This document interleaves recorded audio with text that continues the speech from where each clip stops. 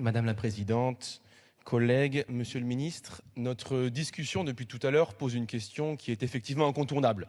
La question de savoir combien ça coûte. On se demande combien ça coûte de changer des fenêtres, combien ça coûte de refaire des toitures ou des planchers, combien ça coûte de modifier un équipement de chauffage. Mais cette question prend dès lors le sujet par le petit bout de la lorgnette, car la vraie interrogation est de savoir combien ça coûte de ne pas faire tout cela. Et c'est là-dessus que je souhaiterais vous interroger, monsieur le ministre. Combien est-ce que cela coûte à notre pays d'avoir des millions de personnes qui vivent dans le froid? Combien est-ce que cela coûte en termes de maladies d'avoir des enfants qui sont atteints d'asthme, qui sont atteints de bronchite, qui sont atteints de pneumonie? Combien est-ce que ça coûte à notre pays d'avoir des personnes qui n'arrivent pas à fermer l'œil de la nuit alors qu'elles doivent le lendemain se rendre sur leur lieu de travail ou aller étudier?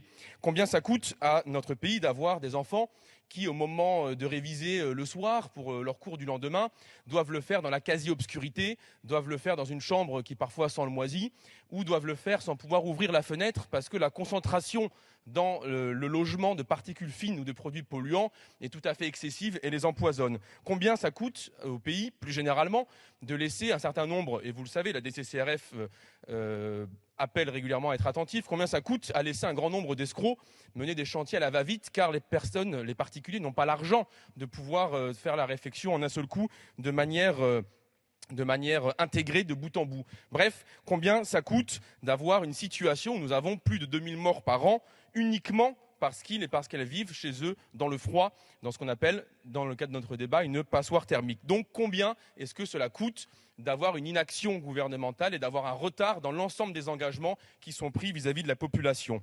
Question d'autant plus urgente que la majorité relative a adopté un texte de loi anti-locataire. Pourtant, dans le parc social, ce ne sont que 7% des logements qui sont des passoires thermiques, alors que dans le parc privé, c'est près d'un quart. Là aussi, encore une fois, le public fait mieux pour moins cher.